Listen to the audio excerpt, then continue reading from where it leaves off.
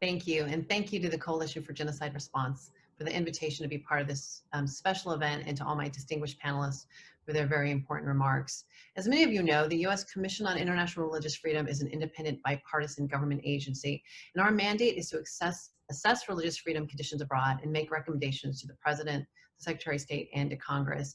We don't consider the bilateral relationship with other countries and the factors when we make our decisions.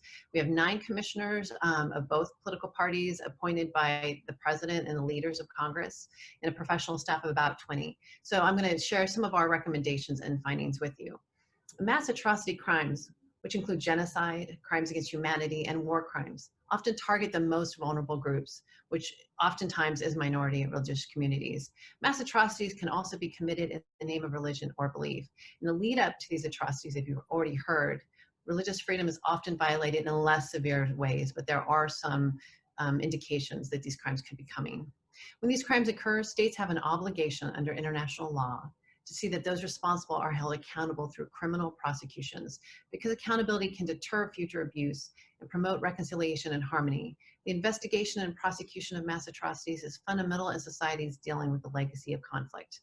Victim participation in criminal processes can also help prosecutors discover the truth and empower victims to share their stories. This becomes more complicated, of course, when those responsible are nation states. Several priority countries for USCIRF include Burma, Iraq, Northeast Syria, Nigeria, Central African Republic, have recently experienced mass atrocities directed at religious communities, with ongoing accountability processes at the domestic and the international level. The U.S. government's prioritization of religious freedom must include a commitment to holding accountable perpetrators of mass atrocities committed against religious communities.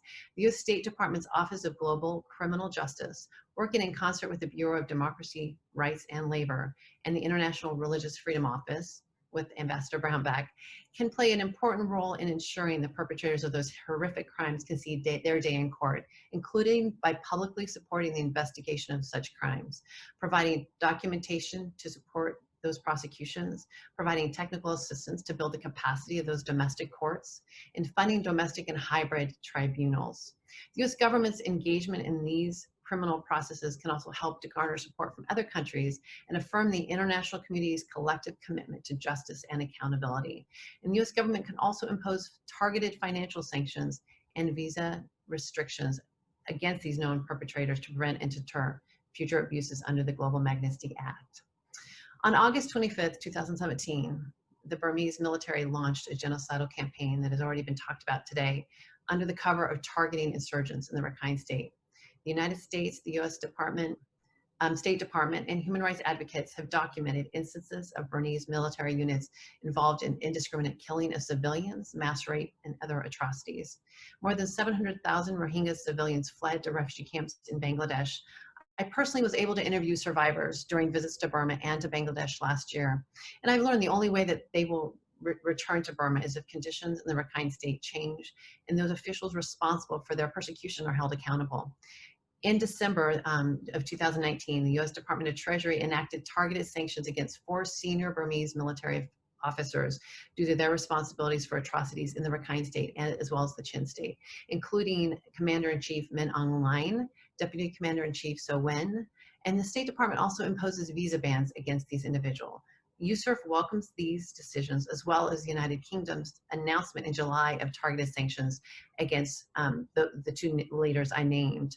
USCIRF also urges the European Union, Australia, Canada, and other governments to take similar actions to send a clear message that Burmese war criminals will not be welcome in the international community. The U.S. formally recognized ISIS atrocities against Yazidis, Christians, and Shia Muslims in Iraq and Syria that was committed in 2014 as genocide. In statements by the Secretary of States, both John Kerry in 2016 as well as Rex Tillerson in 2017, and also in the Iraq and Syria Genocide Relief and Accountability Act of 2018. It has since devoted millions of dollars, primarily through USAID, for humanitarian relief, reconstruction, rehabilitation for these devastated communities. Furthermore, the United States has continued to highlight international religious freedom as a key issue, including President Trump's executive order in June of 2020 that called it a, quote, moral and national security imperative and a foreign policy priority for the United States. It's important to note that the challenges facing victims of ISIS atrocities, particularly Yazidis, Christians, are substantially and ongoing. For example, 6 long years after the genocide, the majority of displaced Yazidi families in Iraq, likely numbering around 200,000, still remain in IDP camps, prevented by dire security and infrastructure conditions in their homeland of Sinjar. USCIRF has urged the US government to maintain pressure on the Iraqi government to implement its own stated policy to rein in the Iranian-aligned militias. Security must be addressed in order for Yazidis and Christians to be able to fully recover from this genocide.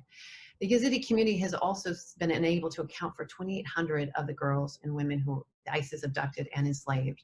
Justice, however, remains largely elusive for the victims of these atrocities and their families, in part due to Iraq's overwhelmed justice system and disagreements with the international community on the collection and use of evidence against these perpetrators.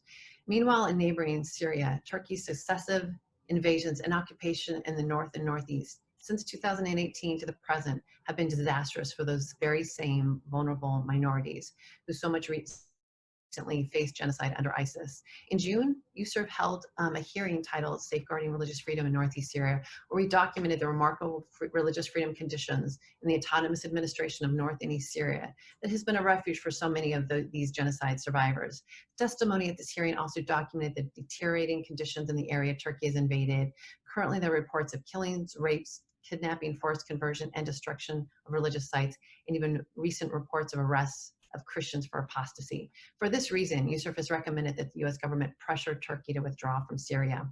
In Nigeria, in 2013, the US designated Boko Haram a terrorist group under Executive Order 13224 and has enacted sanctions against key Boko Haram and ISIS West African leaders who committed grave violations against Nigerians and others on the account of their beliefs. Christian and Muslim communities alike are targeted as infidels and apostates, with Boko Haram attacking communities, abducting and executing individuals based on their religious beliefs or their support for a more secular state. Boko Haram has killed more than 37,000 people since 2011 and displaced 2.5 million in its campaign to establish a caliphate and impose exclusive Islamic principles throughout the Lake Chad Basin. In the Central African Republic, the US government has shown its strong commitment to support the implementation of the February 2019 accord that brought an end to the 5-year conflict and widespread sectarian violence, included by recently enacting sanctions on BCD Soliman, a notorious armed group leader who continues to violate the agreement and commit human rights abuses against Central African civilians. The US government is also a key supporter of the Special Criminal Court, which was established in 2015 to seek justice and accountability for grave crimes committed in CAR since 2003. The US government provides financial, technical, and diplomatic support to this court, which has closed 8 cases since its inaugural session in 2018 and currently has 8 cases under investigation and 15 cases under preliminary examination. USCIRF is encouraged by the US government's aggressive use of the Global Magnitsky Act and other policy tools to target violators of religious freedom. However, now that the U.S. policymakers have had several years using these tools, it would be helpful to evaluate how effective they have been in curtailing abuses and possible areas for reform.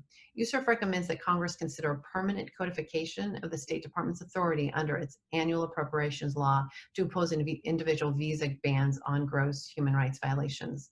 In addition, Congress should be more clearly define the authority of the relationship with global Magnitsky sanctions.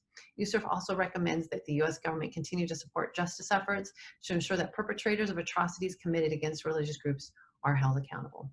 Thanks so much.